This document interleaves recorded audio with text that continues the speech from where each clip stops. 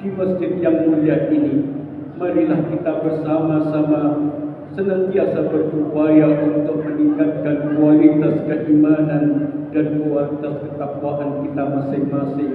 Dalam arti meningkatkan kualitas keimanan dan ketakwaan yang sebenar-benarnya, sebagaimana yang telah dicontohkan oleh beliau baginda Rasulullah Muhammad sallallahu alaihi wasallam beserta para sahabat beliau yang mulia itu. Ma'asyiral muslimin rahimakumullah, hari ini disebutnya dengan sebutan bermacam-macam sebutan. Populer disebut dengan Idul Adha Al-Mubarak, disebut pula dengan Idul Nahri, disebut pula dengan Idul Kurban, disebut juga dengan Idul Haji, bahkan disebut juga dengan Al-Idul Akbar. Semua apa yang kita katakan itu sangat berlandasan ma'asyiral muslimin rahimakumullah. Idul Adha, hari raya di mana kita disunahkan secara muakkadah, disebutnya dengan Idul Adha. Hari kita disunahkan untuk menyisihkan sebagian kekayaan yang Allah paring kepada kita semuanya, untuk kita kurbankan ibtigha'an li mardhatillah, semata-mata oleh ridhanya Allah, beramal taqarrub, mendekatkan diri kita kepada Allah Subhanahu wa taala. Idul Kurban juga disebut dengan Idul Nahri, hari raya kurban maupun hari raya penyembelihan. Semuanya di dalam satu makna kita dianjurkan, sangat dianjurkan secara muakkadah untuk menunaikan ibadah kurban. Ma'amila ibnu Adam, tidak ada amal yang dilakukan oleh anak turunnya Nabi Adam, yakni kita umat manusia ini, yang umat Nahri, pada hari raya Idul Adha semacam ini, ahabba ilallah, yang lebih dicintai oleh Allah, min iraqatid dam, melebihi dari mengalirkan darah. Yang dimaksudkan dengan mengalirkan darah adalah beribadah kurban. Maka sesungguhnya ibadah kurban itu, wa innaha latati yaumal qiyamah, sesungguhnya ibadah kurban itu bakal datang pada hari kiamat, datang biquruniha wa adlafiha wa ashariha. Apa yang tidak berguna bagi kita, yaitu dengan kurun tanduknya, adlafiha kukunya, wa ashariha dan bulunya, rambutnya, semuanya itu sesuatu yang kita buang ketika kita menunaikan ibadah kurban. Itu semuanya akan sampai kepada Allah. Itu semuanya akan menjadi bagian amal kebajikan yang kita lakukan. Lebih-lebih dari daging yang kita manfaatkan. Wa inna dam, dan sesungguhnya darah akan sampai kepada Allah sebelum darah itu menetes ke permukaan bumi ini. Fatihu biha nafsan, maka kita upayakan, kita berkorban itu, kita pilihkan binatang yang terbaik untuk kita kurbankan di jalan Allah Subhanahu wa taala. Ma'asyiral muslimin rahimakumullah, apa yang telah dilakukan oleh sahabat-sahabat Ansor di dalam memerangi sifat kikir mereka. Walladzina tabawwa'u ad-dar wal iman min qablihim yuhibbuna man hajara ilaihim wa la yajiduna fi sudurihim hajatan mimma utu wa yusiruna 'ala anfusihim walau kana bihim khasasah wa man yuqa shuhha nafsihi fa ulaika humul muflihun.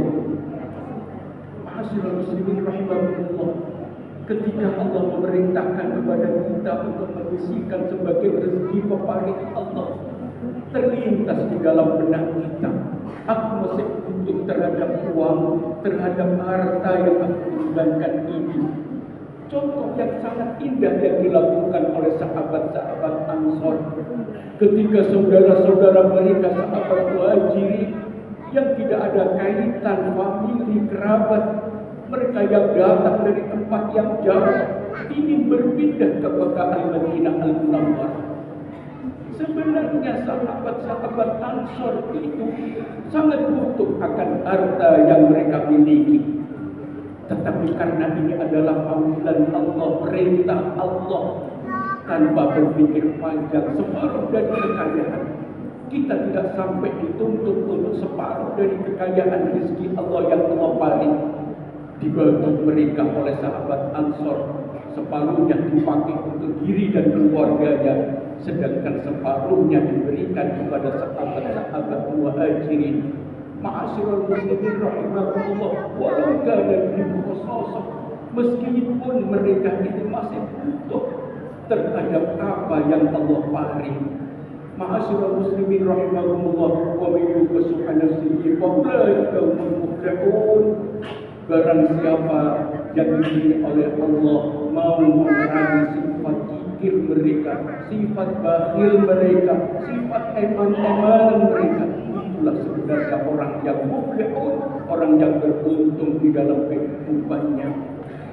Ma'asyiral muslimin rahimahumullah, Nabiullah Ibrahim alaihi salatu wassalam sebagai sosok yang mulia, yang ketika kita merayakan Idul Adha yang semacam ini perlu kita kemukakan kembali bagaimana ketika Nabiullah Ibrahim mendapatkan perintah dari Allah untuk menyembelih hal sesuatu yang paling beliau cintai.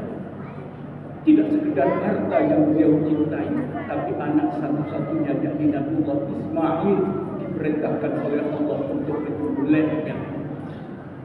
Nabiullah Ibrahim ketika bermimpi melihat itu, ketika Nabiullah Ibrahim bermimpi mengatakan kepada putranya, bagaimana pendapatmu hai putraku Ismail? Aku bermimpi sesuatu yang sangat aneh ini.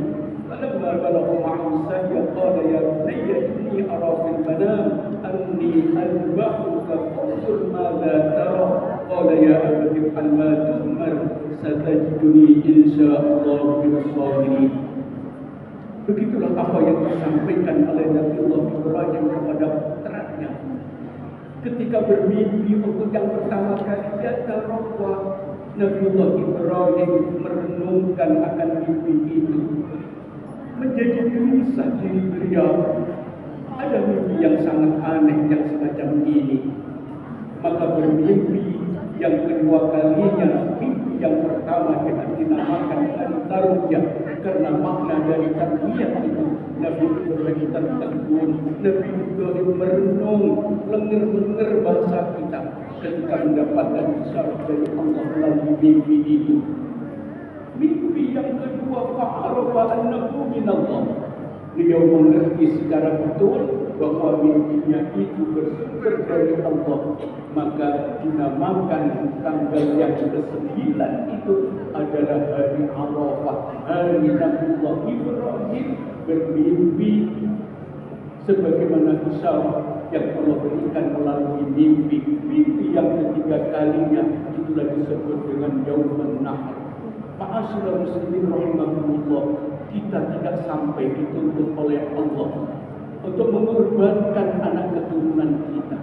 Nabiullah Ibrahim semata-mata melihat kebesaran Allah ketika digoda oleh iblis, ketika digoda oleh syaitan, maka dilemparnya syaitan itu oleh Nabiullah Ibrahim dengan mengucapkan Bismillah Allahu Akbar rajman lisayabi waridan lirrahman.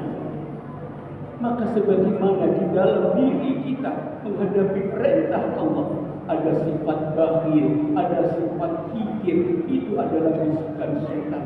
Maka godaan dari syaitan itu perlu kita lemparnya, kita campakkan jauh-jauh dengan kita mengucapkan Bismillahirrahmanirrahim rajman bisayatin wa lidhamir rahman, maka sebanyak 3 kalinya 3 kali itulah Nabiullah Ibrahim melempar godaan setan dengan batu yang pada saat ini oleh saudara-saudara kita yang tengah menunaikan ibadah haji sedang melaksanakan Ramyul Jamarat, melontar jumrah Aqabah maupun jumrah ula maupun jumrah umrah al-wusta. Hal yang semacam itu ittiba'an li sunnah Ibrahim alaihi salatu wassalam. Ma'asyiral muslimin rahimahumullah, falamma aslama wa kallamu bil jami' wa nadainahu ya Ibrahim qad saddaqta ru'ya inna kadzalika najzil muhsinin.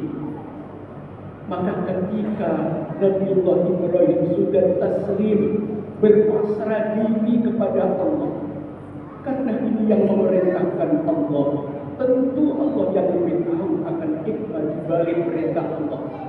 Kedua sosok manusia yang mulia ini, Nabiullah Ibrahim sudah berpasrah. Nabiullah Ismail sebagai putra yang soleh itu pun juga berpasrah melihat menghadapi perintah Allah yang mulia ini. Maka oleh Allah Subhanahu wa taala ketika sudah dirubahkan Nabiullah Ismail oleh Nabiullah Ibrahim dan siap pedang ini dihunuskan, cukup hai Ibrahim, engkau telah melaksanakan mimpimu, wa fadainahu bidzikrin azim, maka diganti oleh Allah dengan jubah yang besar.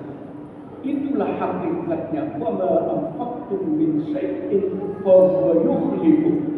Apapun yang kita infakkan di jalan kebaikan, pasti wajib kita yakin pasti itu akan diganti oleh Allah dengan yang lebih baik, sebagaimana apa yang dilakukan oleh Nabiullah Ibrahim digantinya oleh Allah dengan jumlah yang sangat gemuk. Maka sebenarnya hitungan matematika yang kita pakai, yang sering itu menjadikan kita menjadi orang yang eman-emanan terhadap paling Allah, itu adalah waswasatus syaitan. Itu adalah godaan setan yang perlu kita campakkan jauh-jauh, sebagaimana Nabiullah Ibrahim mencampakkan godaan iblis itu sejauh-jauhnya dengan melemparnya dengan batu yang sebagaimana dilakukan oleh jemaah haji pada saat ini. Allahu Akbar, Allahu Akbar, Allahu Akbar, la ilaha illallah, Allahu Akbar, Allahu Akbar, walillahil hamd. Maka bacaan takbir yang kita bacanya berulang-ulang, orang-orang laki-laki disunahkan untuk ajak mengeraskan bacaan takbir, tahlil dan tahmid itu dimanapun kita berada, utamanya di rukun salat. Seusai kita lakukan sholat yang 5 waktu, sangat disunahkan untuk kita membaca takbir itu. Membaca takbir mengagungkan Allah. Selain Allah itu adalah kecil, apapun yang kita hadapi sesungguhnya tidak ada apa-apanya dibandingkan kebesaran Allah. Itulah yang kita tanamkan di dalam kalbu kita. Maka ketika kita Idul Adha ini, bacaan takbir itu lebih lama dibandingkan dengan bacaan takbir ketika kita merayakan Idul Fitri Al-Mubarak. Sampai dengan akhir ayam tasyrik, kita masih disunahkan untuk mengumandangkan kalimat takbir, tahlil dan tahmid ini. Utamanya usai kita tunaikan ibadah sholat yang 5 waktu ini, menunjukkan kebesaran Allah. Maka menghadapi sesuatu yang besar, yang lebih besar adalah Allah. Selain Allah itu adalah kecil.